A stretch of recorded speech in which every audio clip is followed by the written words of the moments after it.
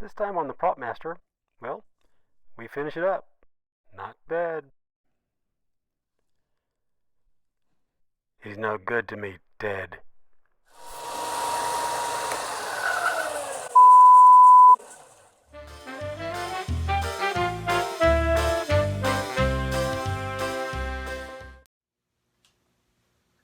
Well, you've waited long enough for it, and I do appreciate your patience.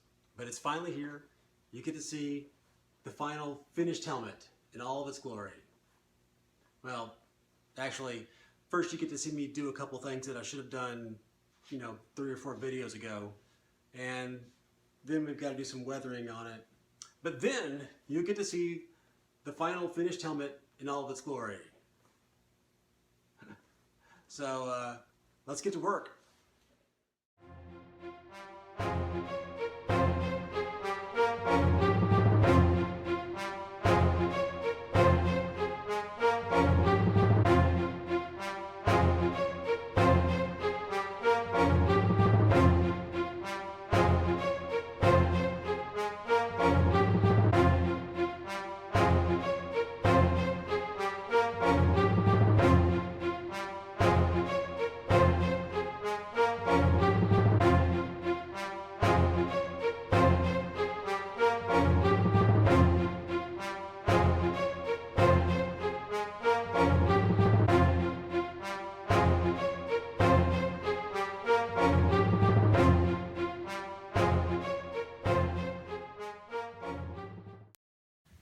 Okay, we're going to start out with a couple of things that should have been done in earlier videos but weren't for one reason or another.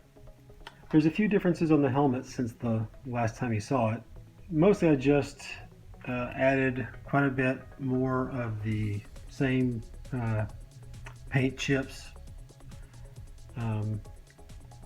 Just kind of continued on. I decided I wanted to go ahead and do a little bit more than I had originally done. And I know I'd mentioned that I wanted to beat up this left earpiece a bit, so I went ahead and did that. It's all just the exact same technique as I showed you in the last video. Now, one thing that I did not show you in the last video was a bit of frustration that came up having to do with, well,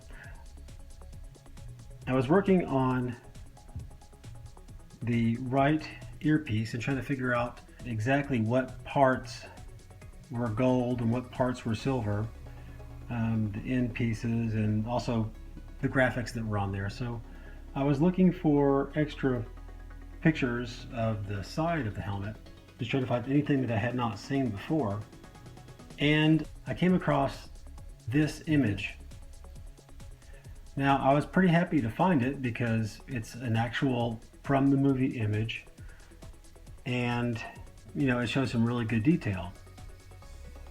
Now, the first thing that you should probably notice is that it's the wrong side of the helmet, but it still helped a little bit. But then what got me is clearly visible. It shows that Boba's helmet has these same, Art Deco winglets behind the earpieces that Jango's helmet has.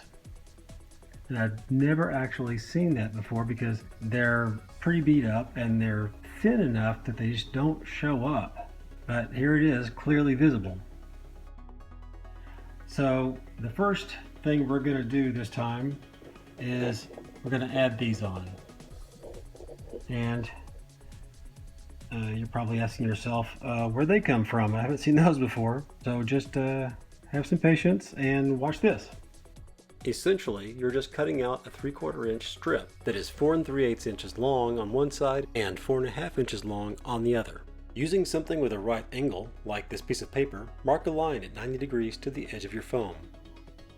Measure and mark a line 3/4 inch in from your edge. Now measure down the edge of your foam 4 3/8 inch and down your line 4 1/2 inches. Connect the dots. Now round off the edges.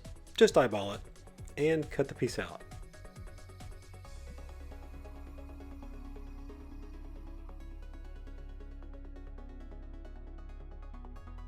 Flip your piece over and trace it for the other side.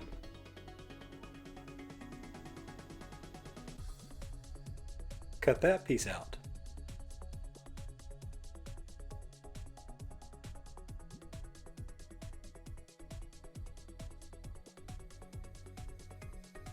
Let's get them ready for paint. First heat seal them, and then a couple of coats of Mod Podge. Note the specialized equipment. This is actually my preferred way of putting on Mod Podge if it's a small area.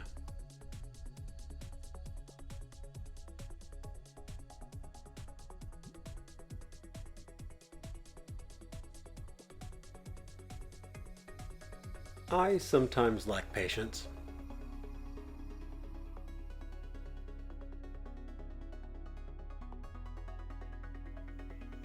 Now the Plasti Dip. Don't forget to soak the can in hot water for 10 minutes first.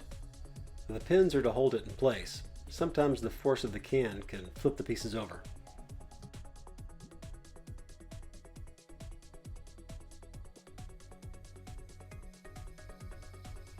Be sure to let this coat of silver completely dry. Overnight would be best.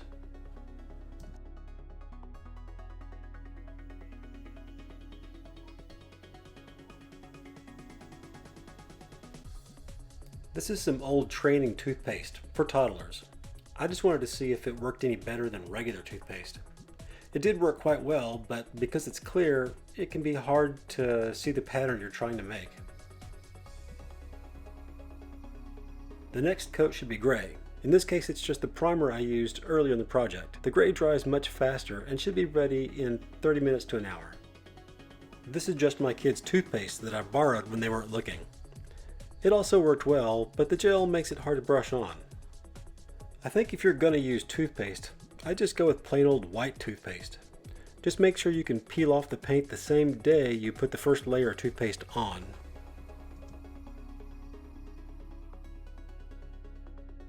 And finally, a coat of the same red you used on the helmet trim. Make sure to let this last coat dry at least an hour or two. Now peel off everything that'll come off. I find that a slightly damp washcloth really helps with removing the toothpaste.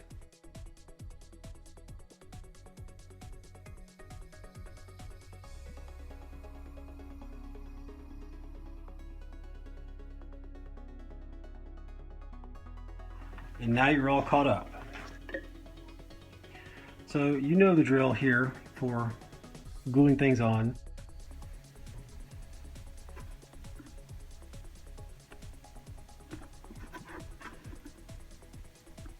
This one looks good. Now since this is already a painted surface, I had traced out the area that it needed to go. So you'll definitely want to keep that in mind. Of course, you're not going to have this problem because you're doing like I suggested and watching all of the videos before you start, aren't you?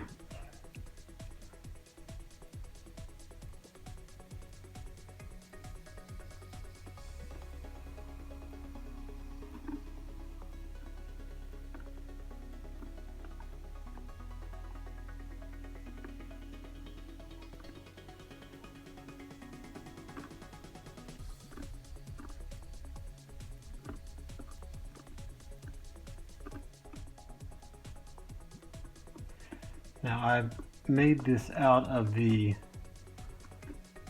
2mm craft foam because I wanted it to fit up underneath there and not be flush with it, so it would hide the seam a little better. Plus it just was so hard to find in all the images that I'd seen before that it just felt like it needed to be a little thinner.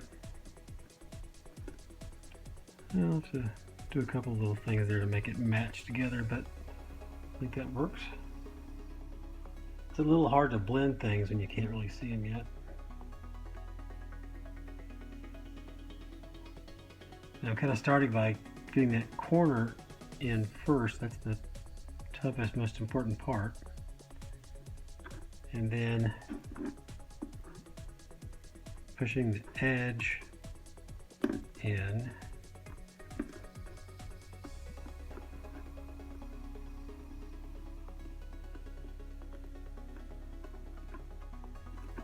This one blends a little better, but it still needs a little work. Okay, so the next issue that I left out in the past, and unfortunately I don't have an excuse, like it's not visible in most of the photographs.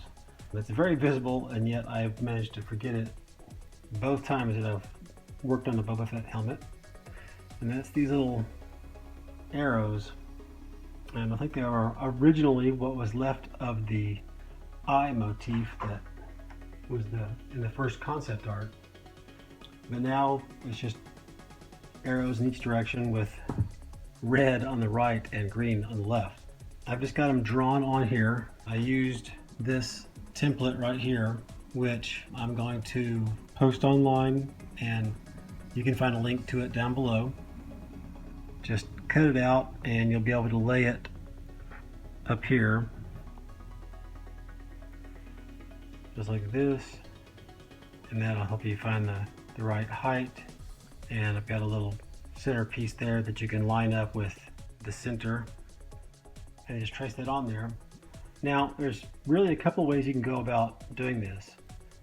I've got it outlined in black. If I just paint that red and that green and then mix a tiny bit of black to the red and the green and put a very small line at the top of both of those, it would read three-dimensional. And I really wanted to go that route because I hate cutting into my helmet at this point, but it is clearly recessed in, so I'm going to go ahead and do it. This is really something that should have been done in the along around video number 2, maybe 3 at the latest, but I'm going to go ahead and do it now. This makes me very nervous, but if you notice, this is the blade I'm going to use.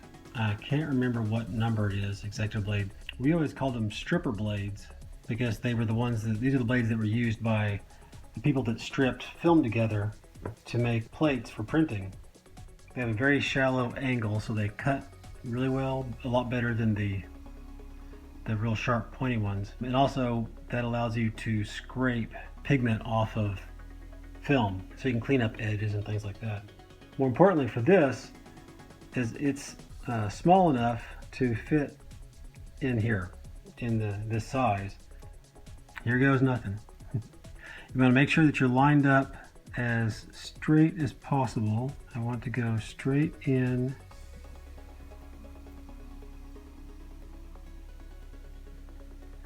and just push in all the way. It goes in quite easily despite all of the layers of plastic and paint.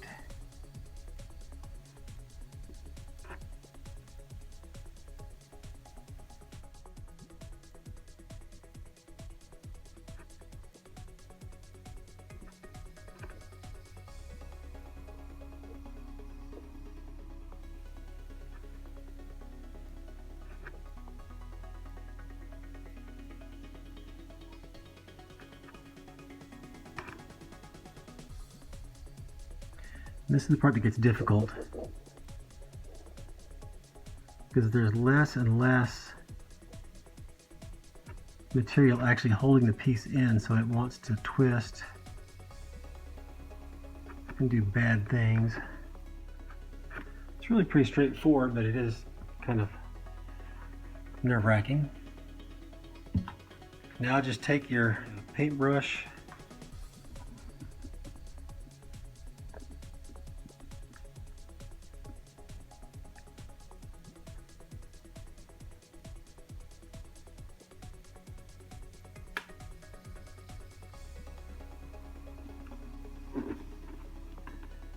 and pull it out. And I'm going to set that into place so that I will know that this is the left side. And I'm going to do it again.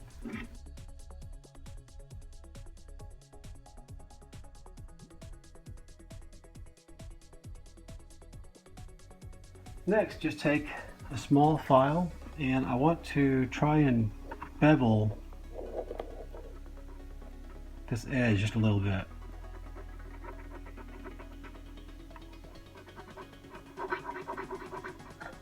Something else you can use is back to the X-Acto knife and just scraping it across here. Now if you've done this along video number 2, when you put the urethane over this, it would kind of fill in the edges nice and give you pretty much the exact same look as the actual helmet has. But I don't want sharp edges on this, so kind of simulate that curved look by beveling these edges. Like I said, if you've done this at the right time, you wouldn't have to really do any shaping. You just cut it, push it down a tiny little bit and glue it, and the filler and the resin and the Mod Podge, all that stuff would make it a nice soft edge. So if you haven't started your helmet yet and you're watching this, give yourself a pat on the back and make a note to do this before you put the urethane or Mod Podge on. Okay, it's much better to paint the pieces while you've got them out here than try to paint them when they're in there, because you'll end up getting red out here or green out here and smearing everywhere. It'll be bad. And my red that I have is extremely bright, so I just add a little bit of black to it to tone it down a little bit. I'm going to take a couple of coats. You don't want it to be intense, but I do want it to be red.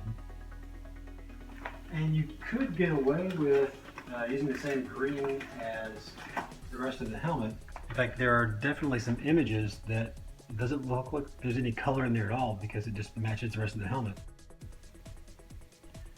But I'm going to go with a little bit brighter hunter green, which is very similar to this, but a little bit more intense. Sort of like the same color, but with saturation turned up.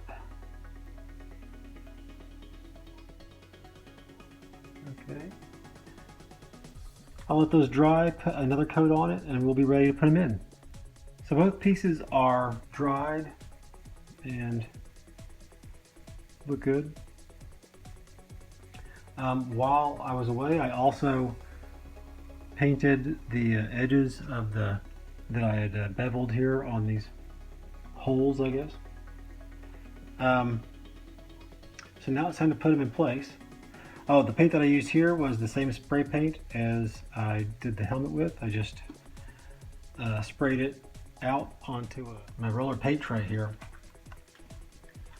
The advantage it has is, with it being so large like that, the paint doesn't spray back at you and clog up the nozzle and, you know, paint your hand. So this is that same green spray paint. I just sprayed it out and used a brush to get those bevels. So we want to go ahead and do a dry run and make sure that we're putting this in right side up. It's going to fit nicely.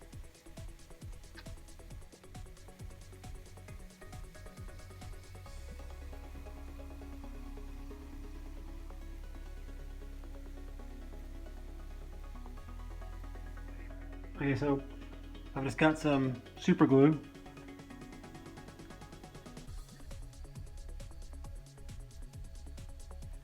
And I'm just going to kind of get up inside there. I'm going to super glue the inside of it. But I'm going to do the inside of it, that way I don't get glue all over everything.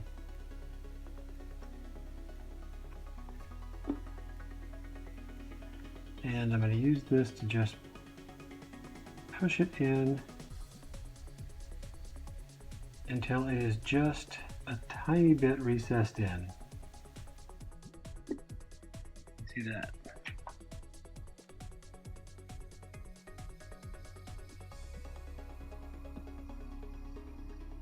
Do the same thing with the green.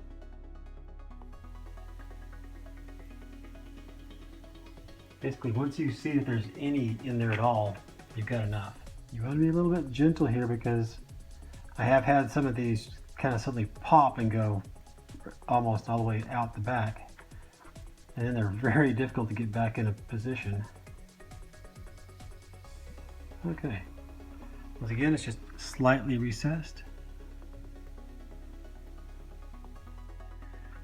And now we're caught up to where we're supposed to be, and we can actually proceed on with the project.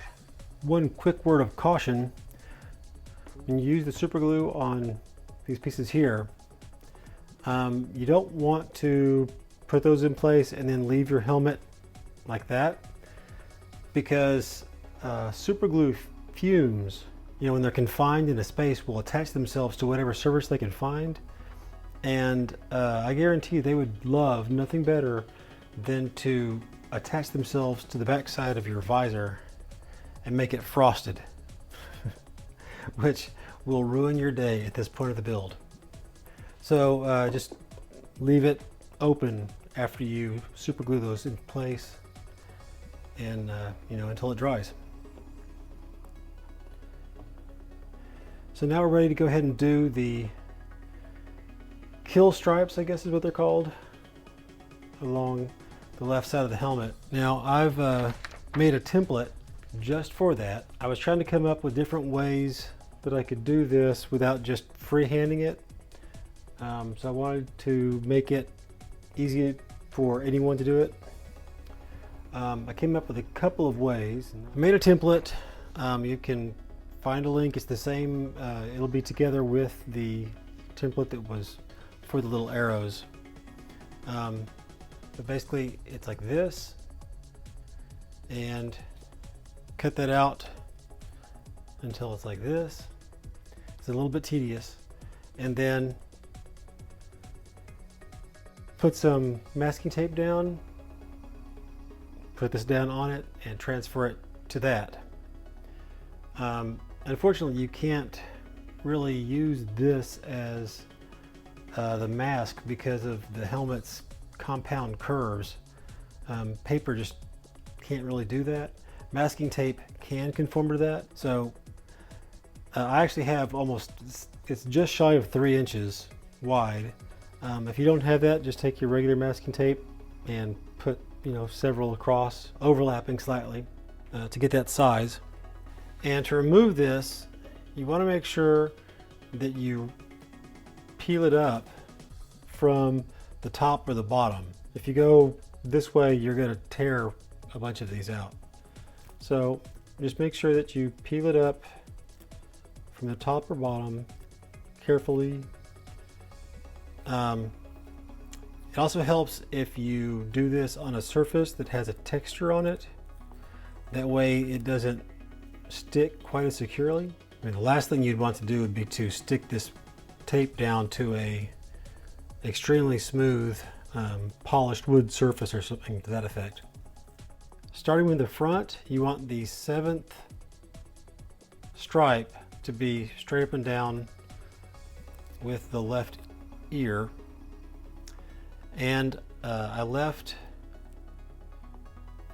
the little line that I put on the template is the right height.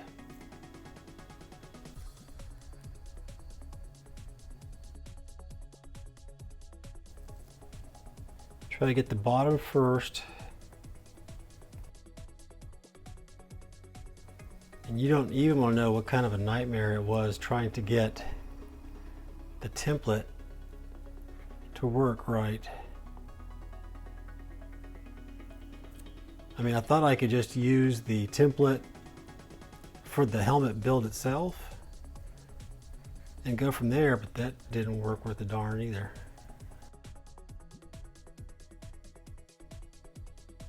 So once you get the bottom on where it looks good, then just kind of push up, and you're going to get some creases. There's just no way to avoid that.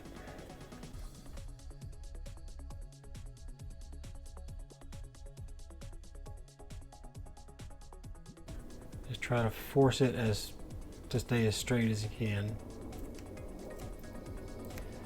I mean, in truth, most of these stripes are in such a bad shape on his helmet that you'll never be able to tell. Now, the other thing that you can do, if you don't want to go to the trouble of cutting all this out twice, is you can take your pattern and just cut one of the pieces out, leaving the little bars on either side of it, so you get something like this. And you can just start in the middle, put it up there, and draw the little rectangle out, and then move over to the side, line it up on the bottom so that it's, pointing up at the right direction, and then just line the side up to where it's next to the other rectangle, draw that rectangle, and move on to the next one. You always want to make sure that it's lined up with the bottom so that the angle of each piece is angled up toward the middle of the helmet, and not, if it's all the same angle as it goes along, it's going to end up leaning out to the left. So now that we have the mask in place, we need to go ahead and mask off the things that are going to be inside the squares, or the rectangles. The actual kill bars are not pristine in the slightest. They're kind of all over the place. I have a little printout that I'm looking at, or a template that you can find online. If you go to a website called the Dented Helmet, they have all kinds of information. It's a great website. You can continue using the toothpaste or mustard if you want to. I actually finally went out and got some, this is a resist pen masking fluid. You can also get some that works with a brush.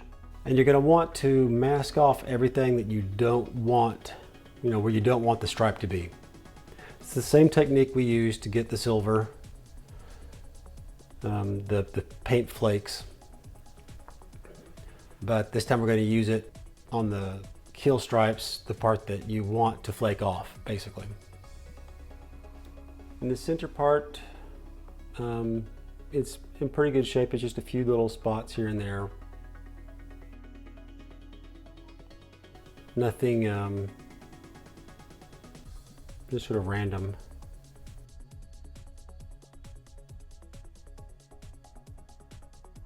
It's kind of a good one to practice on. And don't worry about getting, go ahead and get the masking fluid on the tape. Now moving over here, you can see that there's the silver showing and some other stuff. There's very little of this one I'm going to actually show.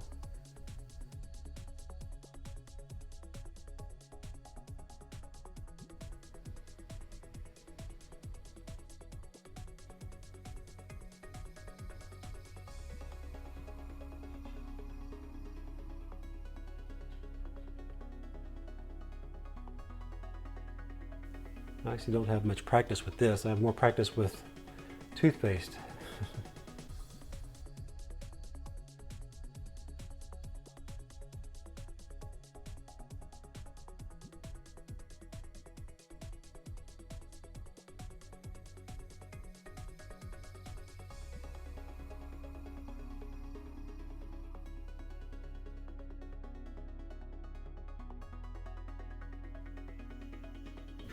Getting a drip. Yeah, that's dripped. I suspect once it drips, it's going to be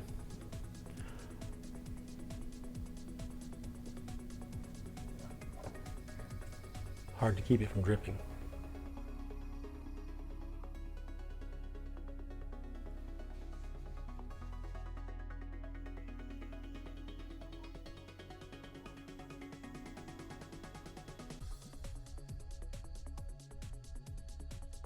I'm going to go ahead and do this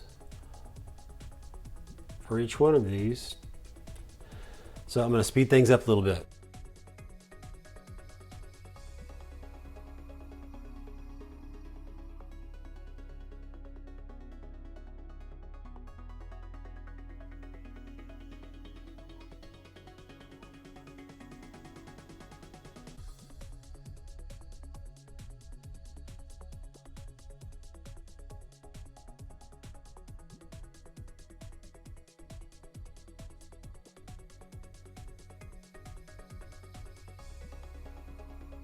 Okay, now while we wait for the masking fluid to completely dry, I'm going to go ahead and mask off the rest of the helmet.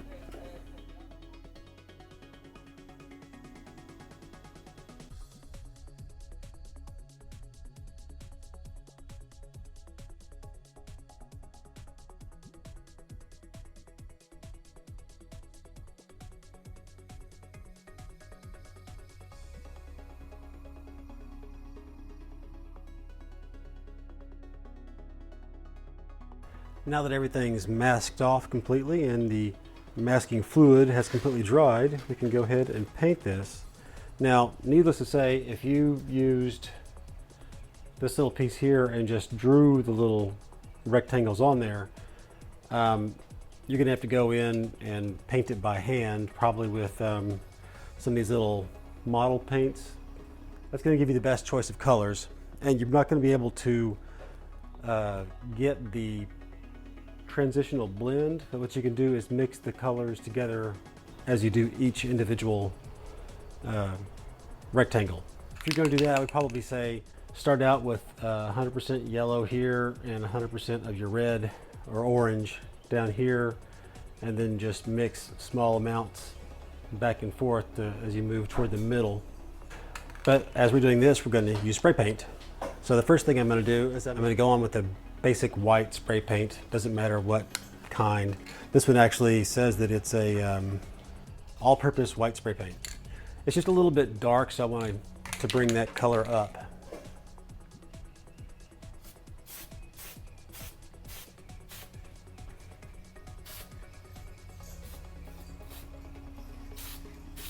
Unfortunately, it's kind of an old can of spray paint.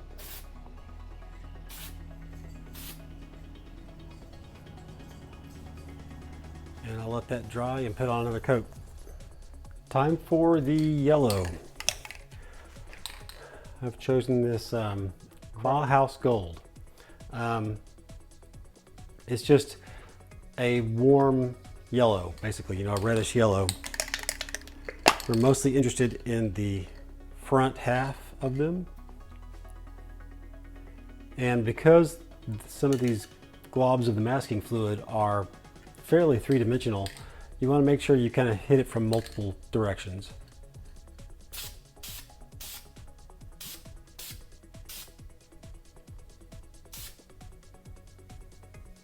You do want to get some of the color, at least past halfway. But I'm going to let that dry and hit it with another coat. Time for the red or orange. For that, I've chosen this Rust-Oleum Satin Fire Orange. That was the closest thing I could find. So what I'm going to do is I'm going to hit it fairly good right here on the end, and then I'm just going to kind of dust it toward the middle.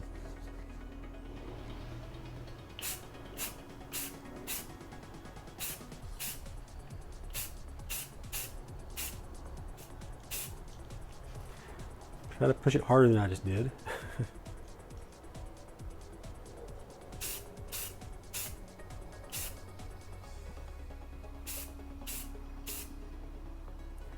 Okay, I'm going to let that dry and then hit it with another coat. The fire orange is dry, and I'm just going to hit it with a very light dusting of the yellow again, just sort of right in the middle. So if you would like a more gradual transition between the fire orange and the gold, you could get just sort of a regular orange and hit it just a light hit right in the middle. That would give you a little bit, more gradual from the dark redder orange to a regular orange to a yellow. I actually like this transition fairly well. I'm just going to very lightly hit it with some yellow, or I'm going to hit it really hard with yellow in the wrong place.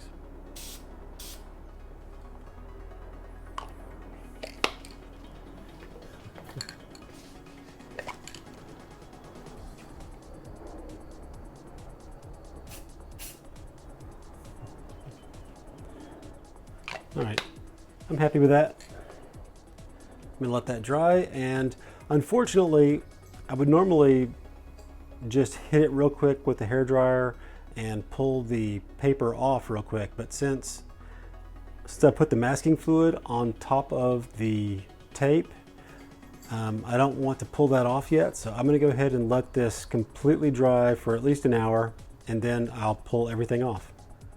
I think I've waited long enough. Pulling the mask off is always kind of like Christmas morning. You never really know what it's going to look like until you pull it off.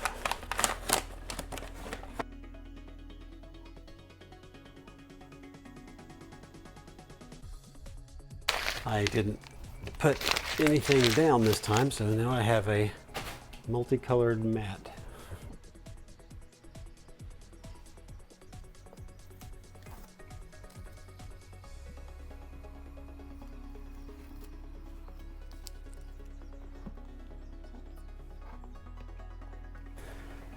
It's not a bad blend.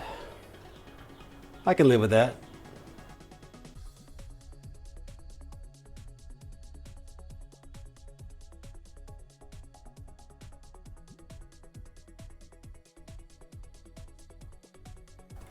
Yeah, I figured it was going to pull a lot of that off.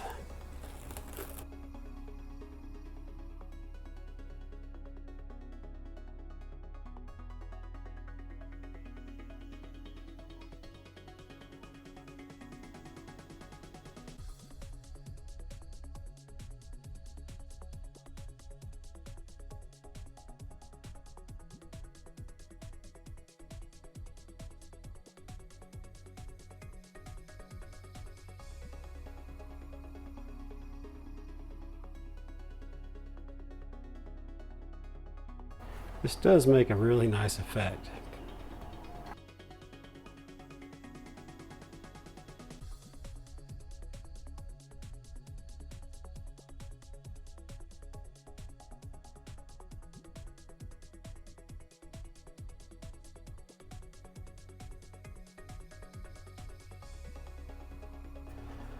All right, so there we have the kill stripes. We're getting one step closer to the end. It's time to add some of those little graphic doodads that are all over the helmet. I think for this one, it's just we're gonna have to freehand it on. I think if you do a search for stickers, I didn't see anyone selling stickers, but I did find a file over in the Dented Helmet that was a file that you could print out stickers if you really wanted to go that route. But they're pretty small, and I don't think it's going to be that much of an issue. I've just got a couple of markers. I've gone ahead and kind of sketched them out in pencil because it's hard enough to do this freehand, much less trying to do it where you can see what I'm doing. You can kind of see a little bigger what the ones we're doing with. I've got this little like double E logo that goes on the left cheek. I've got kind of it's a T with a big dot on it. That goes right here in the center, and this little upside down traffic cone also goes over here. When I did these, they were battle damaged and everything, weathered, and these are so small I'm not going to worry about trying to do that. I think just doing it freehand will make them irregular enough And then when I do the final weathering, it'll take care of any, inconsistencies on here to make it look more weathered. For this little circle part, I found, these little washers, everything from this little 1/4 inch washer was a little bit small. This space in the middle should be, 3/8, I believe it is. It's right here. I found this one, I think, was the best one. It's 5/16 of an inch. And it made a nice size circle.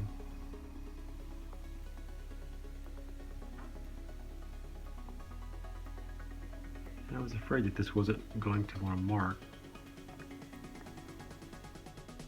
It was fine. These Sharpies, when you start using them on this paint, it tends to pick up a little bit of the varnish from the paint and clogs up the little felt. So you'll find you go through a lot of Sharpies doing this. This is a little bit more of a blunt instrument than the other one, but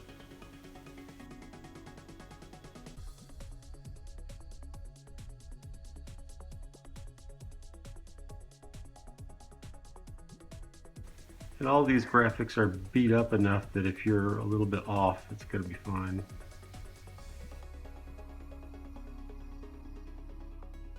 Doesn't necessarily want to stick. If I do too much scribbling back and forth, it starts to take the ink back off, so I have to do this very lightly. And if I have to come back and do another coat, I will, after it all dries out. Now the bottom of this should line up with the bottom of your little white arc. So that was that one. For this little upside down traffic cone, I really want to use this pin, so I'm going to see if I can bring it back to life. Just got a little bit of paint thinner.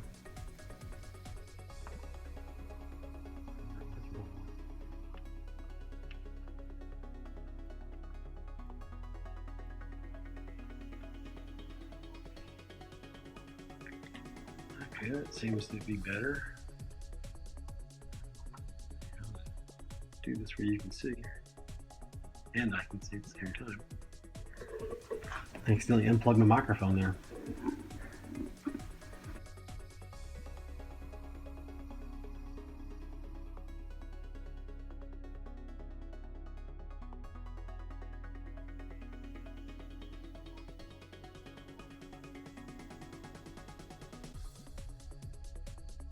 There it goes.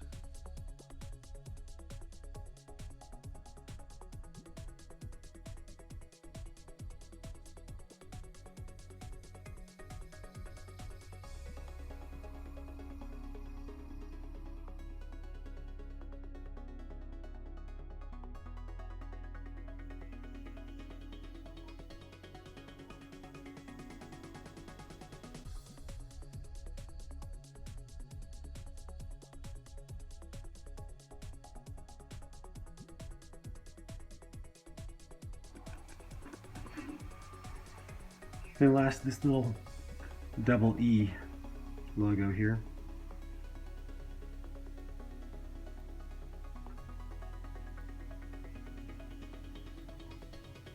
Now, it wouldn't surprise me at all if you could do most of this stuff if you've ever heard of rub-on letters. It's kind of a pre-computer technology. There are probably still a few places out there where you can find them. And most of these symbols seem to be sort of based on letters.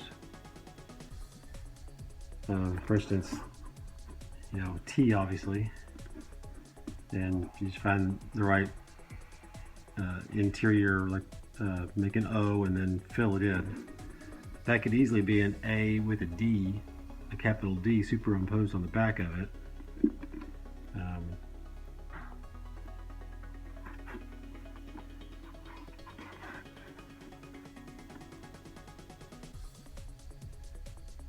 This one I am going to go ahead and do a little bit of the battle damage, just because it's easy enough to do for this one.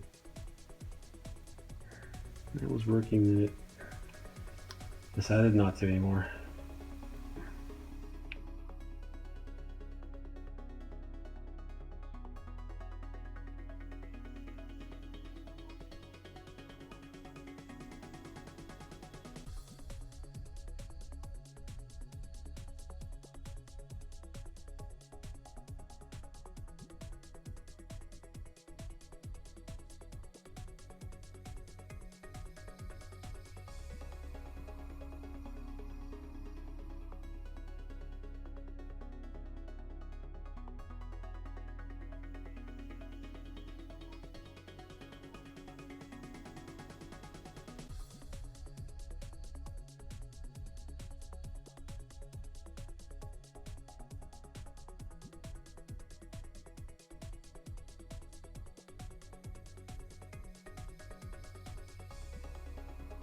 It looks good enough to me.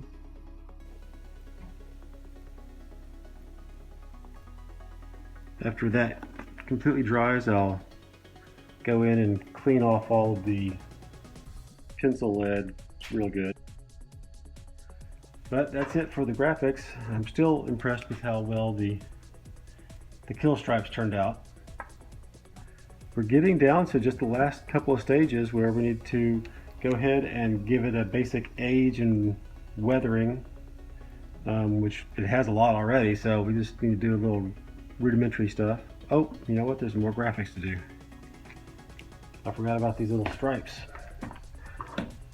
Now this one I've definitely seen, you know, a couple of helmets that have these, and several authentic helmets that I've seen pictures of that do not have them.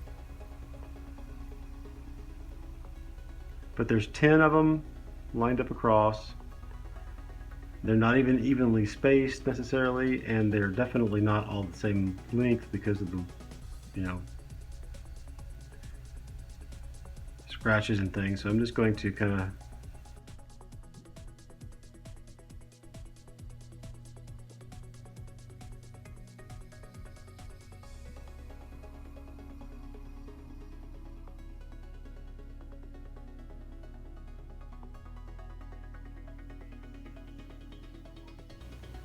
that goes a little too high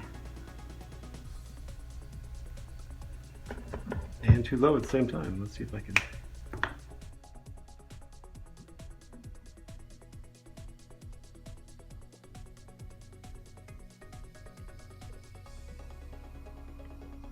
Okay. I was looking at it, looked kind of rough, but then I looked back at it and it actually just looks like it's beat up, and I think that's going to work fine. It's time to age this or weather it. And to do that, I've got lots of just different things. I have some brown decorative glaze. I have my flat black paint. And basically all I'm going to do is take a brush, put one of the colors on, wait a second, and then wipe it completely off, or you know, as much as I can get off. You can also use art paints, you know, like you would use to make a painting. They come in a tube. You know, it's whatever you've got. It's always good to test it on something just to make sure that it'll wipe off. Before I started any of this, I sprayed the whole helmet with that matte spray.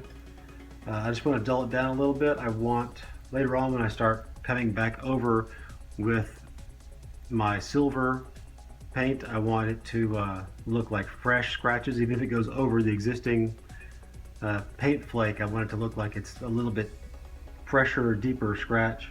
So I just hit it with a light coat of the dulling spray, the matte finish, just so that it'll be a little bit less shiny than the new stuff that I put on.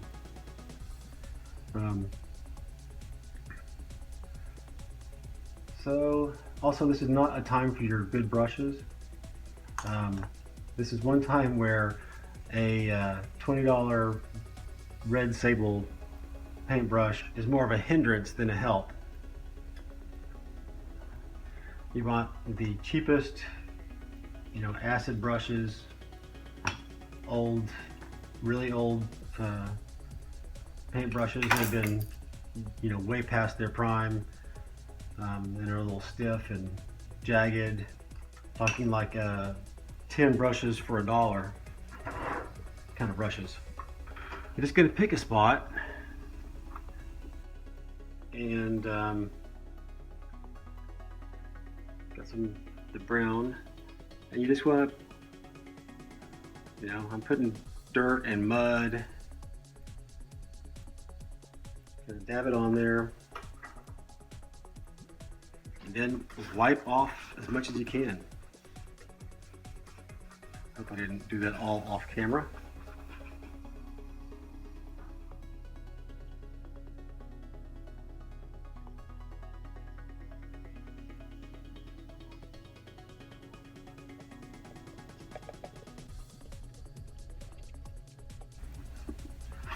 You don't have to try real hard to remove it. The problem with this glaze is I think it's probably gloss. So I definitely want to try to, get it off of any large areas. Yeah, I think I'm going to shy away from that. It's just really high gloss. Go with my wet black. And hit the areas that might have grease. I definitely don't want it here, so let's wipe that off quickly.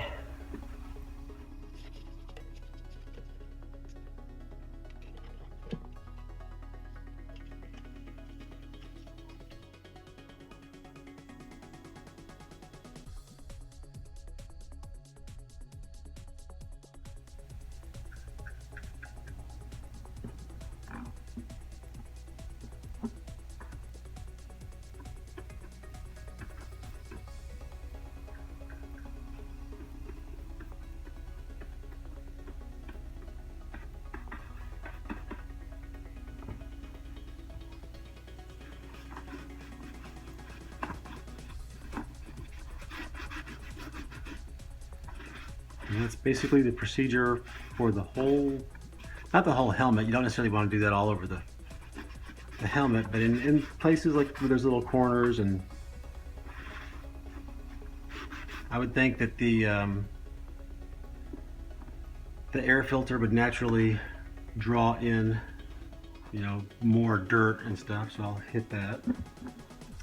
I'm going to go over everything with the black and everything with the brown.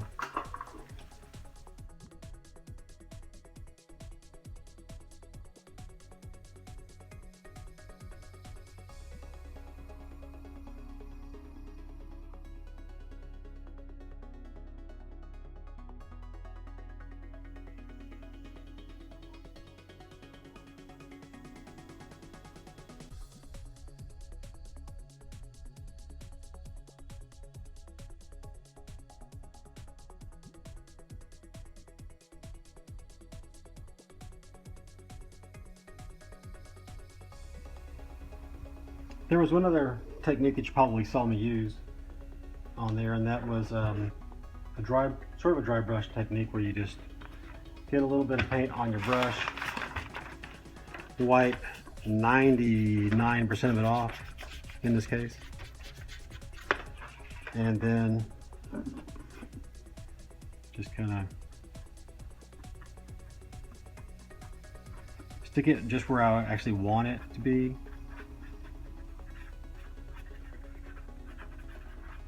You're not going to wipe very much of that off because there's so little of it to begin with, and it kind of dries very quickly. And you don't try very hard to get it off either. If there's a spot that doesn't look good, then you can, work a little harder on that spot to get it off. But you may think that you've ruined it and then come back 5 minutes later and decide that it looks fine. That's what usually happens. Or if not that it looks fine, but it looks better. Because now it's not just a solid continuous tone green where it's all exactly the same.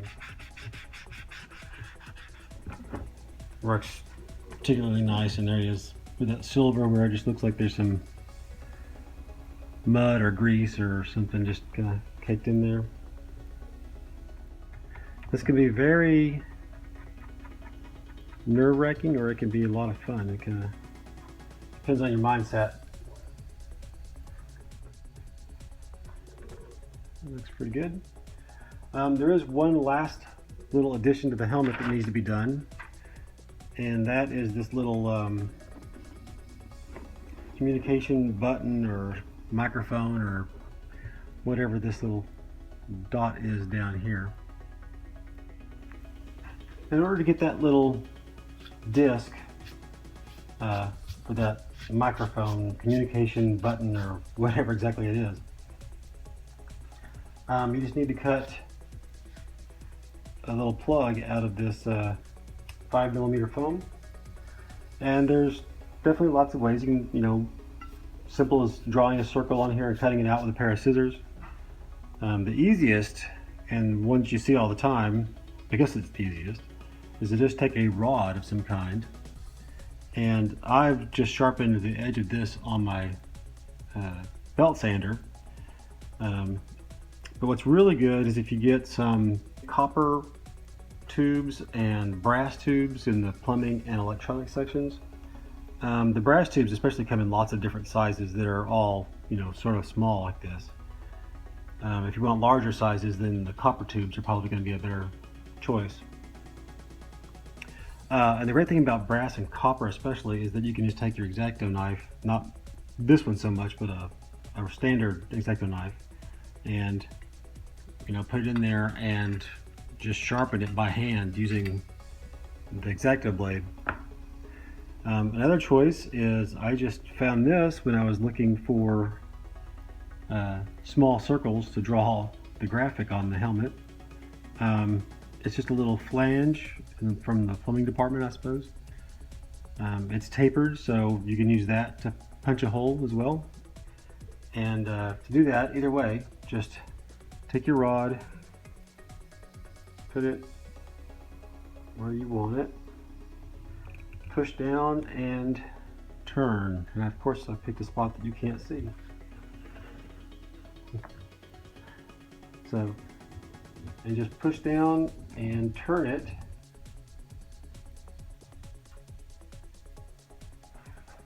And it will make you a nice little plug. And I need my rod.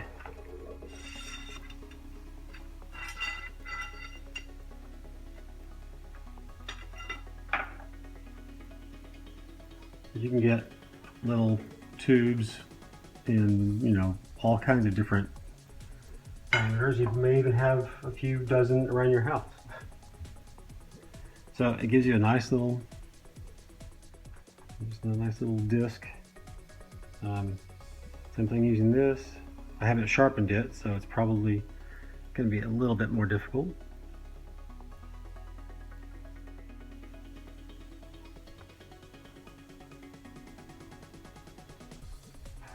There we go. It's through.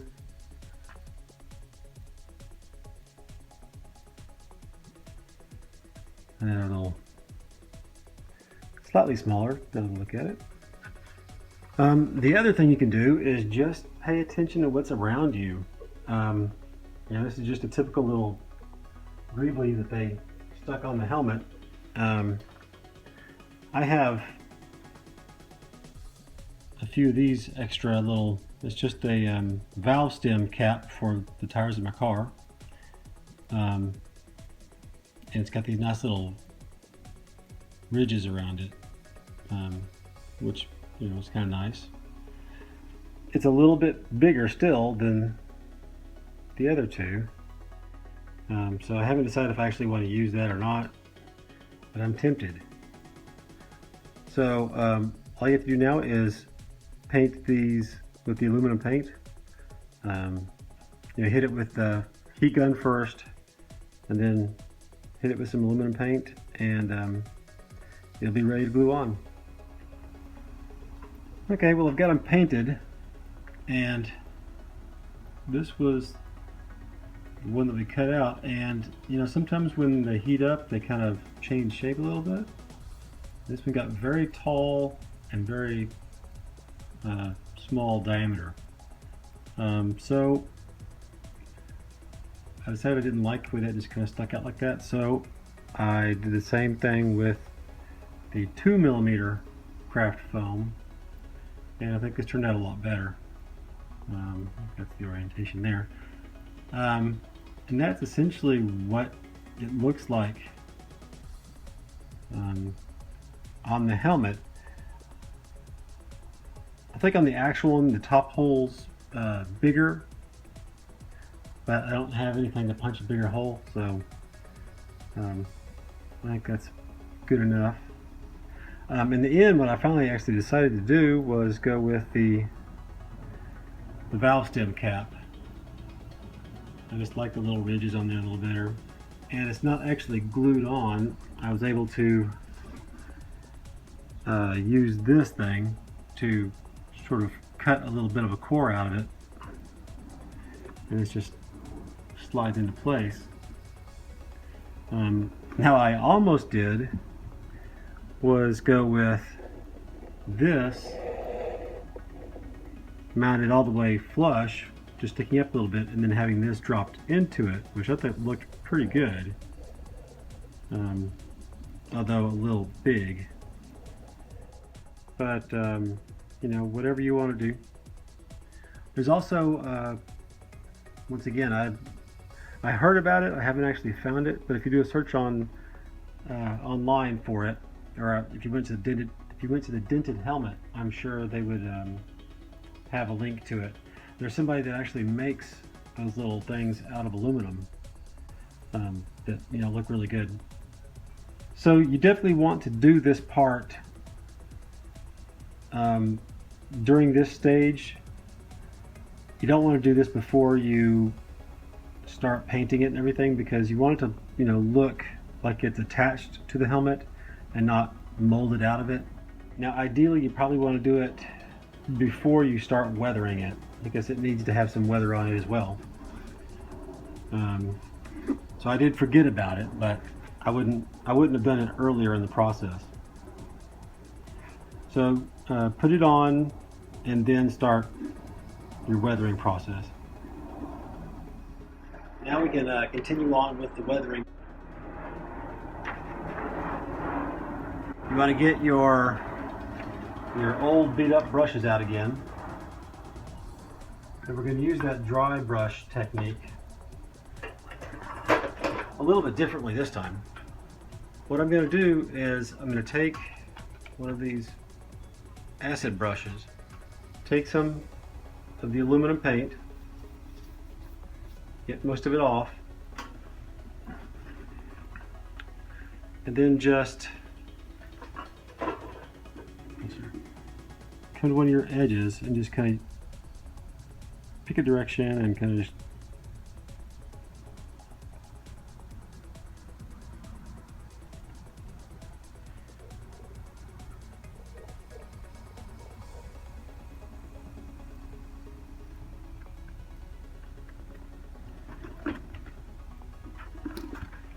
just want it to look like,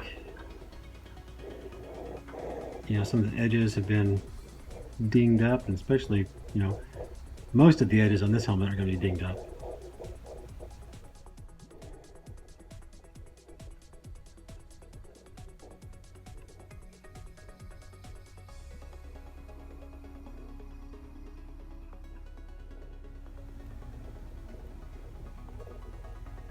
Obviously, the more paint you have on the brush, the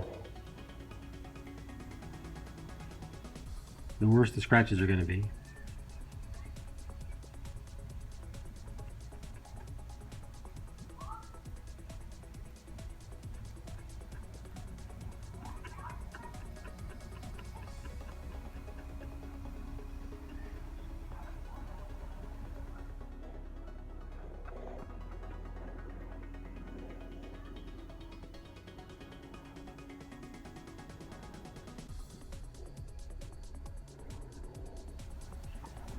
See, and the reason why I hit all of this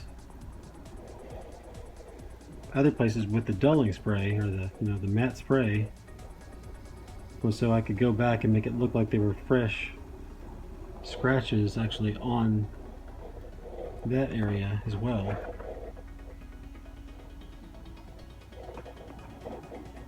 You kind of pick a direction and kind of do a bunch of them. And then do a different angle for a different incident somewhere else. Well, same angle there, kind of thing, go in that direction, but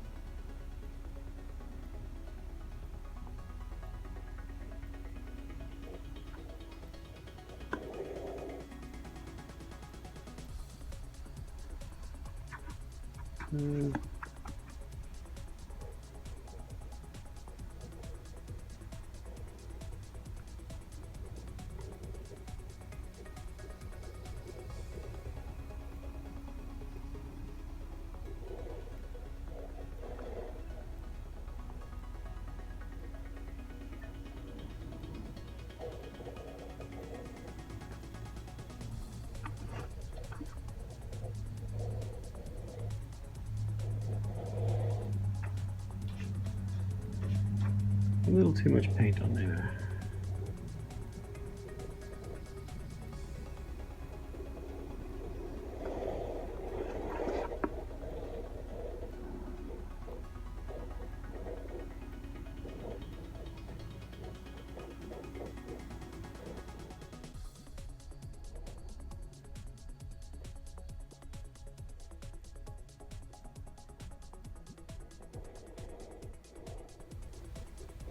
You definitely want to change up some of the directions because, this didn't all happen from one incident.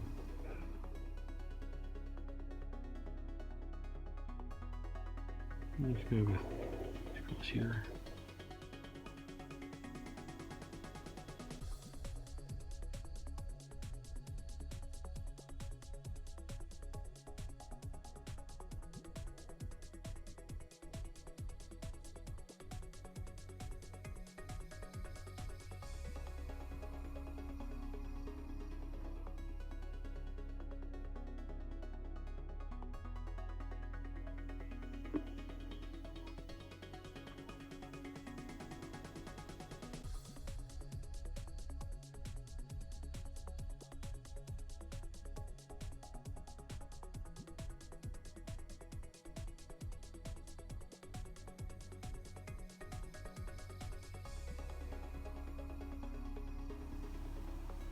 Now I'll have to go in and fix this black in the middle since it's, I think, supposed to be a hole and not just paint.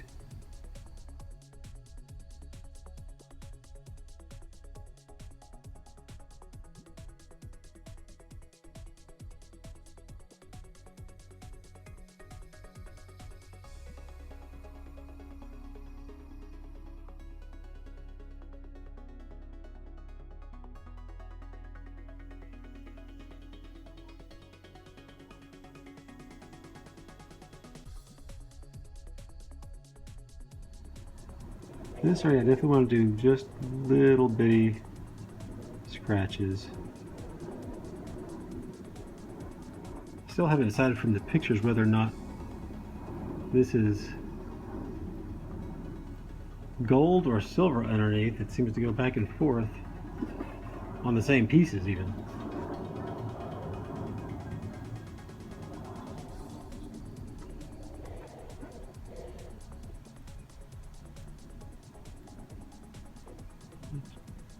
Brighten up the edges a bit.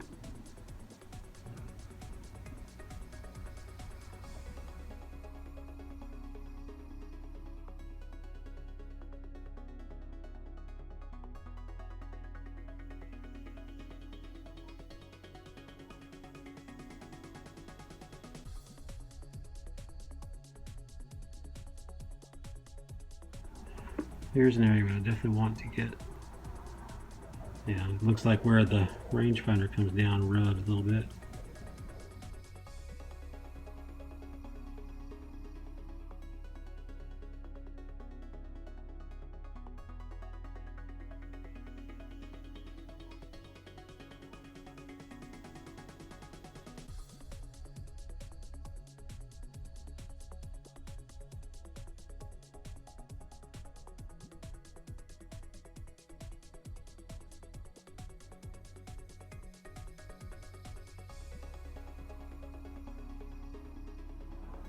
And you just want to go around doing this all over the place. I mean, if you look at his helmet, there's really not an edge that doesn't have some kind of a scuff mark on it.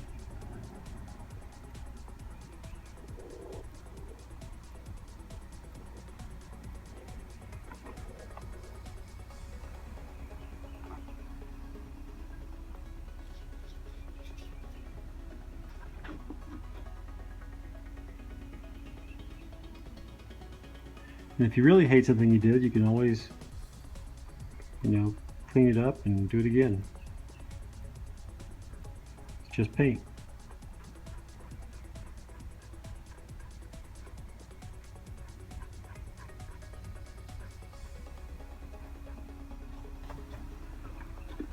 I'm going to do a pretty big set.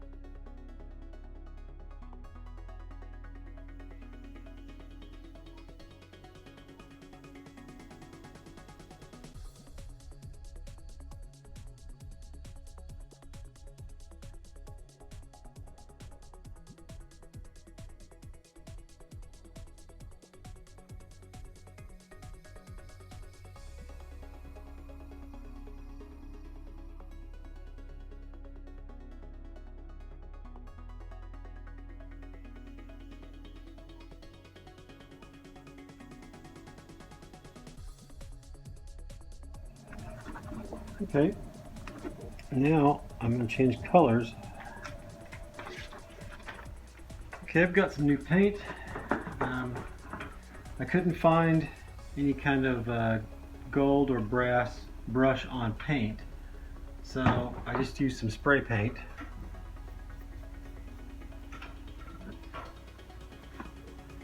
And I just want to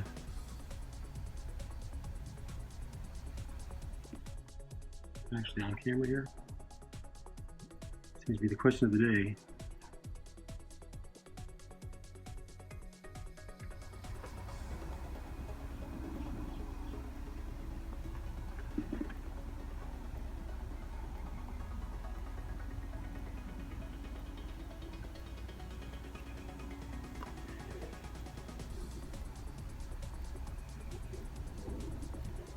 I don't like this brush. Sometimes if the brush isn't working for you, just have to get a different brush.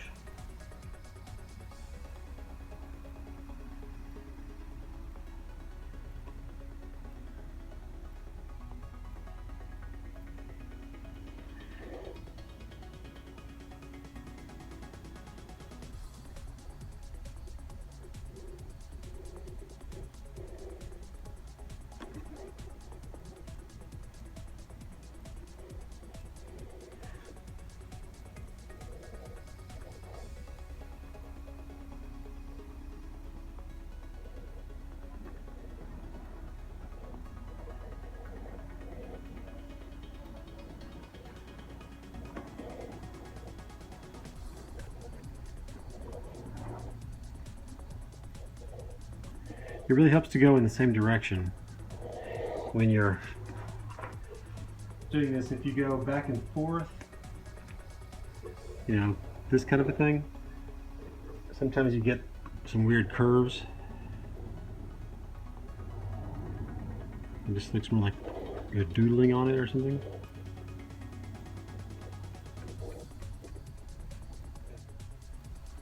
Remember, we're not trying to make this look pretty, we're trying to sort of sell the idea that it's made of metal.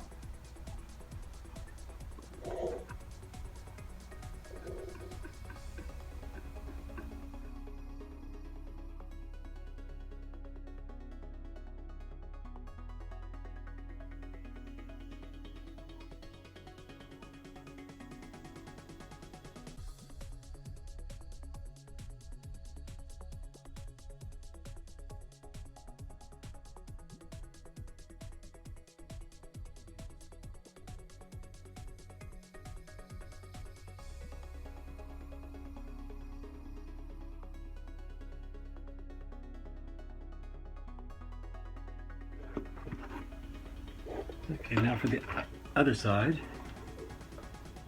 Oh, the camera the other direction.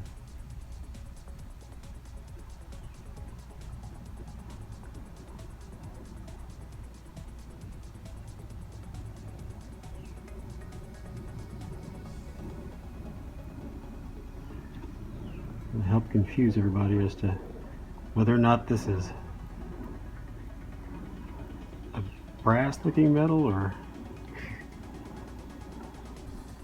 somehow it's both.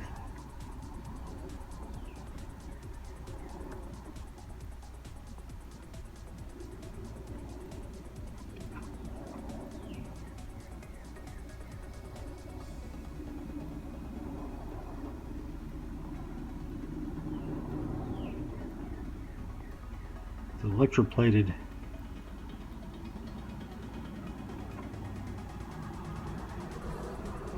Okay.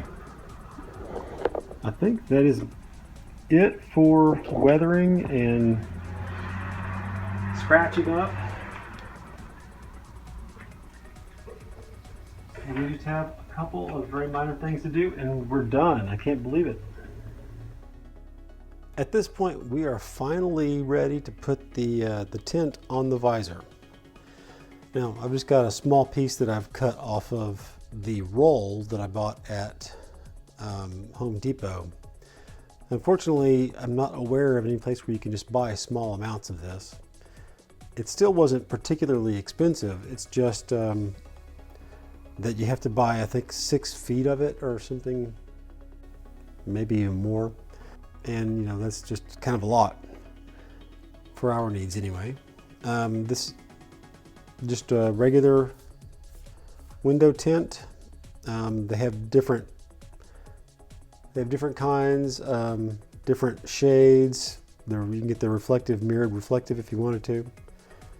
This is just the darkest of the, this is the regular black tint. Now you have a choice. You have several different options as far as cutting this out. Just kind of depends on what you still have available to you.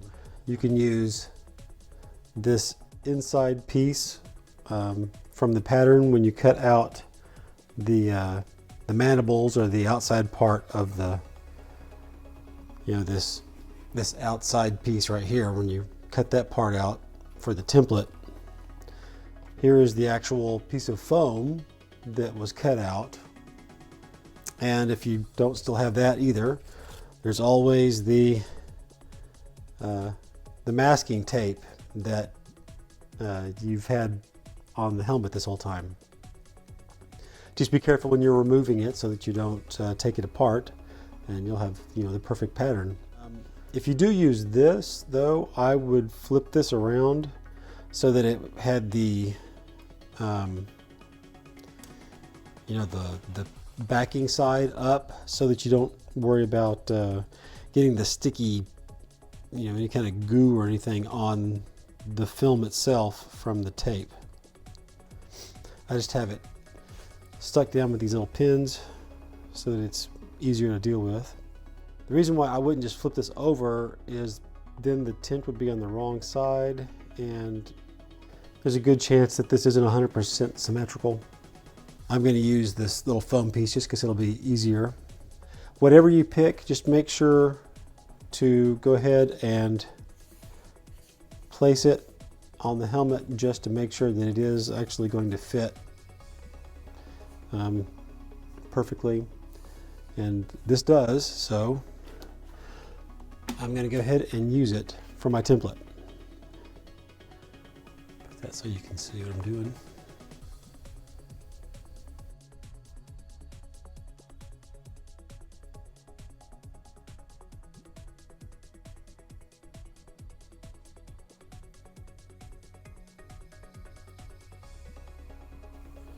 I know it's hard to resist putting this on earlier in the process, but you'll be very glad that you didn't. I just have my same silver Sharpie that I used on the black foam early in the process, and I'm just going to trace around this.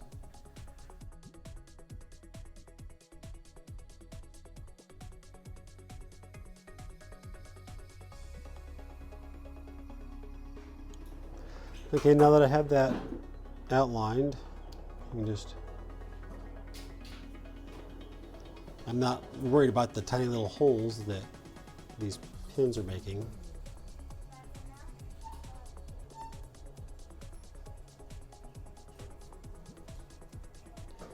And I'm just going to use some scissors to cut that out. You can use your X-Acto knife or whatever you have, but this does not, believe it or not, does not have to be an exact fit.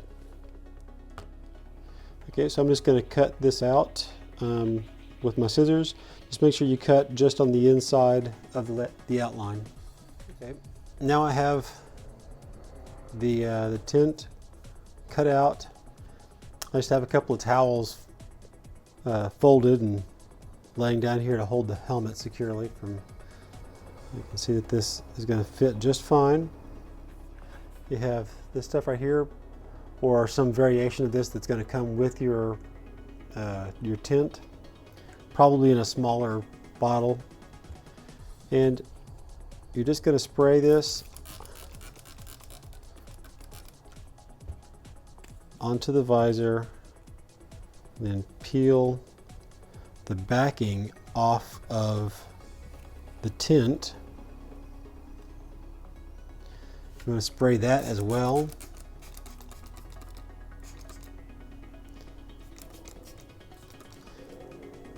It's kind of going to get everywhere, but this allows you to kind of slide it into place. It comes with a little squeegee, but it's not really the best thing for this particular application. Your fingers are going to work best for this. You want to make sure you don't get any air bubbles trapped anywhere, so you want to work the air bubbles out. Keep it well lubricated.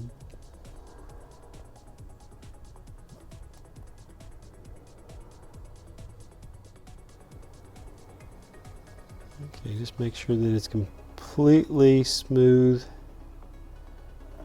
making contact with the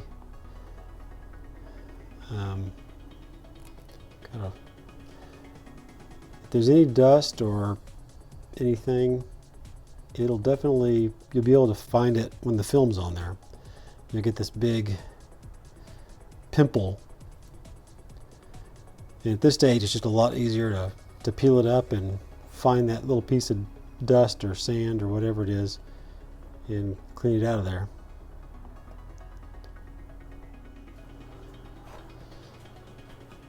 And now we have a Boba Fett helmet. So the helmet is pretty much finished. Feels a little bit strange to say after all this work. I'm happy with the paint. I'm happy with the construction.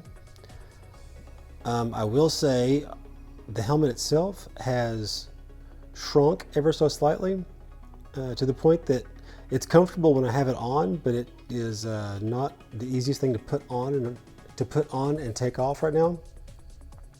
So you might keep that in mind when you are working on your project. Yeah, so the fact that it shrunk kind of caught me off guard. I guess that's just from all of the paint and everything that's on there contracting. Like I said, it's still comfortable to wear, so that's the important thing. It's just a little bit of an issue putting it on and taking it off.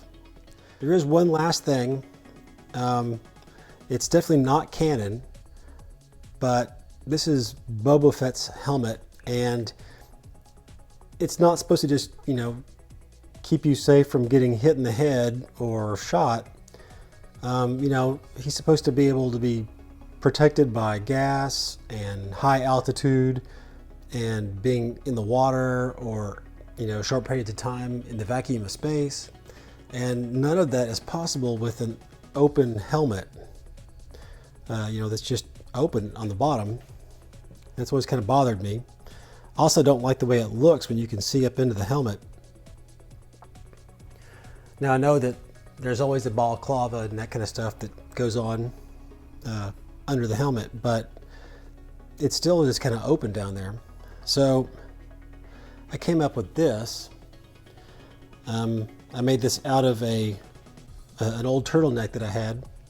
I didn't have anything that was the right color, so I've just kind of lightly spray painted it light blue and a little bit of gray to, you know, just kind of make it blend in better.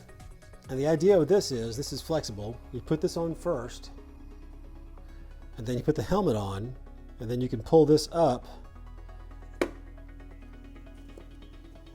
it's held in place by magnets.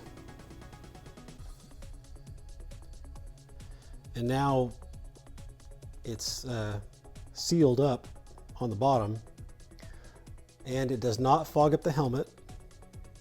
I was planning on hooking squirrel fans up to the backpack and then run some hoses in through the back, cut a hole here and run hoses up onto but I was really surprised that it does not seem to fog up the helmet. There is a gap down here where I guess my breath exhaust is coming out, and it might not be the best thing if you're in Arizona or Texas in the middle of the summertime during the day.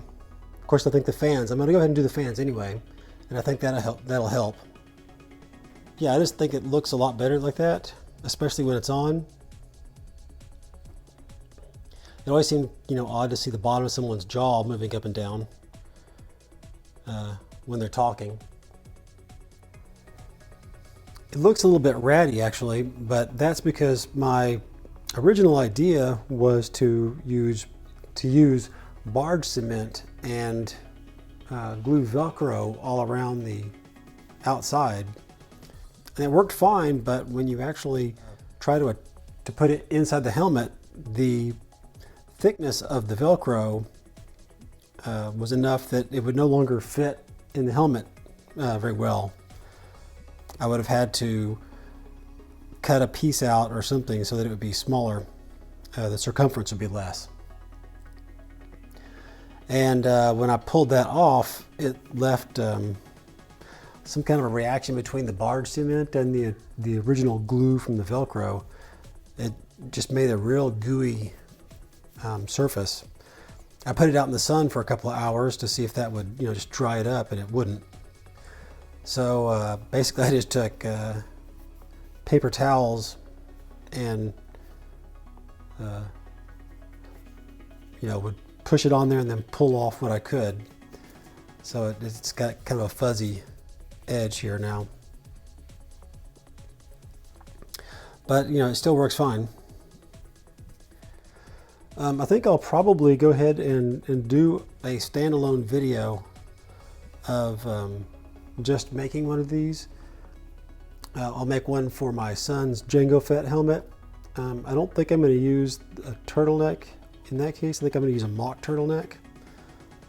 Although this works so well that I'm kind of thinking I may change my mind.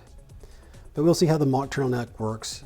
He has one that's about the right color that he's outgrown in the length of the body, but the collar should still work fine. So if you're interested in this, look for that video. It should be up shortly after this series is over.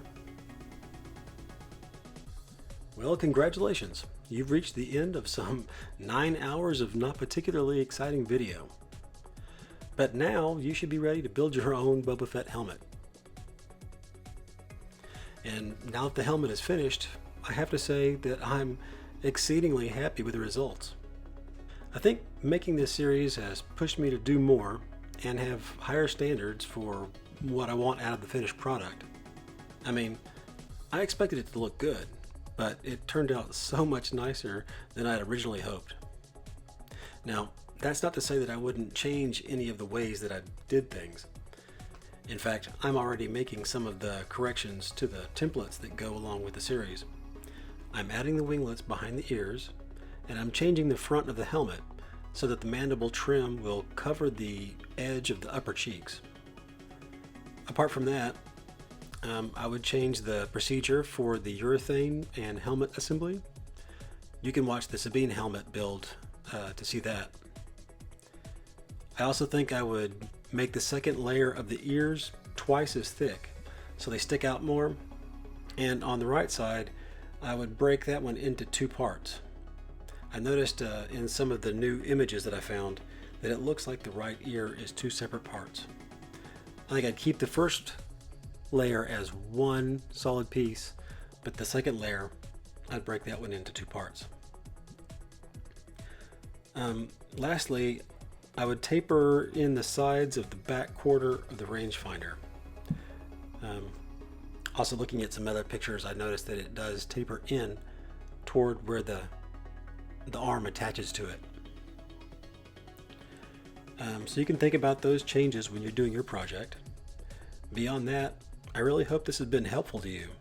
In fact, if you have any questions, don't hesitate to post them in the comments below. I'll do my best to help. Please like this video if you think it's worthy, and subscribe to the channel so you can follow along with the rest of the project. I'm looking forward to doing the Sabine Wren helmet, as well as the rest of the kit for Boba, Jango, and Sabine. But first, I'll be doing a neck ring and collar, just like the one you see here, for my son's Jango helmet. Thanks for following along, and I'll see you in the next video.